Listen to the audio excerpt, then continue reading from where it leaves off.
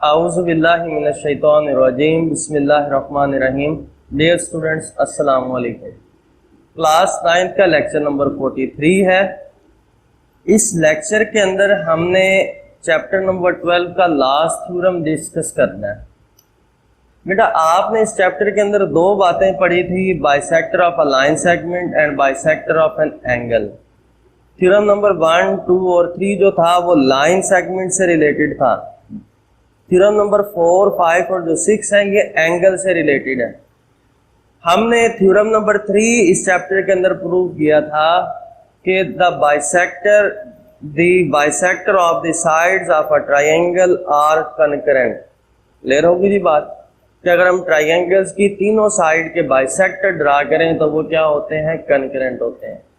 इसी तरीके से लास्ट थ्योरम नंबर 6 है कि अगर हम किसी भी ट्रायंगल के अंदर एंगल्स के बाइसेक्टर ड्रा करें तो वो भी कनकरेंट होंगे। और कनकरेंट होने का मतलब ये है कि वो एक दूसरे को एक पॉइंट पर इंटरसेक्ट करेंगे। तो थ्योरम की स्टेटमेंट को देखिएगा, वो कहता है the bisector of the angles of a triangle are concurrent, कि किसी भी ट्रायंगल के अंदर एंगल्स के जो बाइसेक्टर होते हैं वो कनकरेंट होते हैं। इट्स मीन वो एक दूसरे को एक पॉइंट पर इंटरसेक्ट करते हैं। गिवन हमारे पास डायग्राम को हम पहले डिस्कस करते हैं। हमारे पास एक ट्रायंगल है ABC। अब तीन एंगल है, एक एंगल वर्टेक्स A पर है, एक एंगल वर्टेक्स B पर है, एक एंगल वर्टेक्स C पर है। ये मैंने ब्लैक कलर से यहां पर रिप्रेजेंट किया हुआ है। एंगल B का भी बाइसेक्टर ड्रा किया, एंगल C का भी बाइसेक्टर ड्रा किया। इन दोनों ने एक दूसरे को एक पॉइंट पर इंटरसेक्ट किया जिसको मैंने पॉइंट I का नाम दिया। क्लियर होगी जी बात। अब उसके बाद मैंने क्या किया है कि पॉइंट I से BC पर भी एक परपेंडिकुलर ड्रा किया जो कि है ID is perpendicular to BC। इसी तरीके से पॉइंट I से AB पर एक परपेंडिकुलर ड्रा किया, IF perpendicular to AB। Point I से AC साइड पर एक परपेंडिकुलर ड्रा किया, IE is perpendicular to AC। तो मैंने डायग्राम के अंदर जितना भी काम किया वो मैंने आपको बता दिया है कि एक हमारे पास ट्रायंगल है। मैंने उस ट्रायंगल के अंदर एंगल B एंगल C के बाइसेक्टर ड्रा किए जिन्होंने एक दूसरे को एक पॉइंट I पर इंटरसेक्ट किया। मैंने उस पॉइंट I से एक perpendicular ID perpendicular to BC draw किया। इसी तरीके से IF perpendicular to AB draw किया, IE परपेंडिकुलर टू AC भी ड्रा किया। देखिएगा, गिवन क्या है हमारे पास? सिर्फ एक ट्रायंगल है और वो ट्रायंगल क्या है? ABC।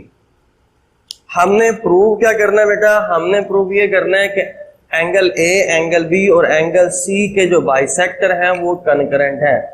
The bisector of angle A, angle B and angle C are concurrent. कि एंगल A, एंगल B और एंगल C के जो बाइसेक्टर हैं वो कनकरेंट हैं, वो एक दूसरे को एक पॉइंट पर इंटरसेक्ट करते हैं। कंस्ट्रक्शन देखते हैं कि कंस्ट्रक्शन जो भी काम आपने डॉटेड लाइन से रिप्रेजेंट किया वो कंस्ट्रक्शन है। Draw the bisector of angle B and angle C which intersect at point I.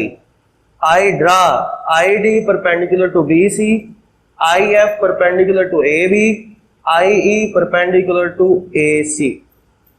Draw the bisector of angle A and angle C which intersect at point I. From I, draw IF perpendicular to AB, ID perpendicular to BC and IE perpendicular to CA. तो ये जितनी भी बातें थी diagram के अंदर हमने given, proof, construction के अंदर डिस्कस कर ली हैं। अब हम इसका प्रूफ देखते हैं। प्रूफ के अंदर दो बातें हैं, एक बात है स्टेटमेंट्स और दूसरी है रीजन।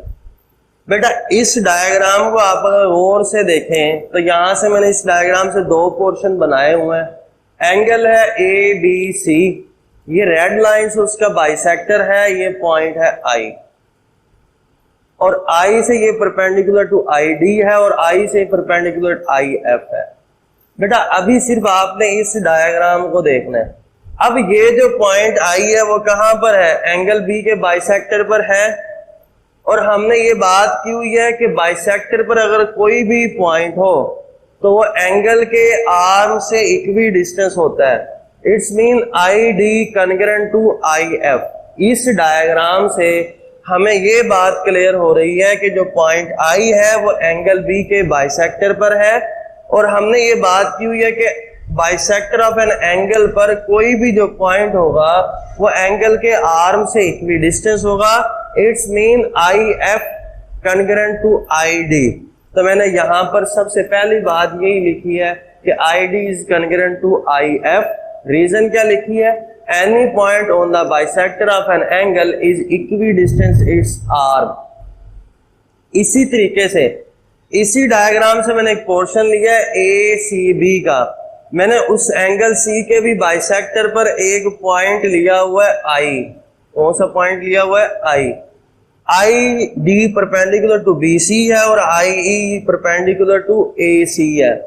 अब ये जो पॉइंट आई है वो एंगल सी के बाइसेक्टर पर है, तो इट्स मीन ये पॉइंट आई एंगल के आर्म से इक्वी डिस्टेंस होगा। तो हम कह सकते हैं कि जो आई डी है वो कॉन्ग्रुएंट है आई ई के। तो मैंने दूसरी बात लिखी है कि I D is congruent to I E. इन दोनों को देखें, अगर लेफ्ट हैंड साइड इक्वल है तो राइट हैंड साइड भी इक्वल होगी, तो हम कह सकते हैं कि I is congruent to I F. Clear होगी बात? क्यों? क्योंकि आई एफ भी आई एफ भी कॉन्ग्रुएंट है आई डी के, आई ई भी कॉन्ग्रुएंट है आई डी के, तो इट्स मीन आई एफ और आई ई भी कॉन्ग्रुएंट होंगे। मैंने रीजन लिखी है each congruent to I D. ये चीज हम ऊपर प्रूव कर चुके हैं कि आई एफ भी कॉन्ग्रुएंट है आई डी के, आई ई भी कॉन्ग्रुएंट है आई डी के। अब बेटा हमने ये जो तीसरी बात की है, हमारा थ्योरम यहाँ पर प्रूव हो गया है। अगर आई ई कॉन्ग्रुएंट है आई एफ के, देखिए अगर मैं एंगल ए को डिस्कस करूं तो एंगल ए के जो आर्म है ए सी और ए बी, उस पर पॉइंट ई और पॉइंट एफ आता है।